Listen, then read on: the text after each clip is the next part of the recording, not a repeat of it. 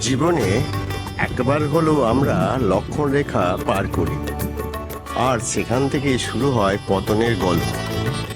লক্ষণ সীতার সুরক্ষার জন্য এক অদৃশ্য রেখা এঁকেছিলেন, লক্ষণ রেখা। কিন্তু সীতা সেই সীমা অতিক্রম করতেই জীবনে নেমে এলো বিপদ। আজ আমাদের জীবনেও আছে সেই অদৃশ্য সীমারেখা, নৈতিকতা, ধৈর্য, আত্মসংযম। যখন আমরা রাগে, লোভে বা ভুল সিদ্ধান্তে সেই রেখা পার করি, তখনই শুরু হয় সমস্যার চক্র। মনে রাখবে, সীমার মধ্যে থাকা দুর্বলতা নয়, বরং সেটাই আসল শক্তি। তুমি কি নিজের জীবনের লক্ষণ রেখা মানো? কমেন্টে লিখে জানিও।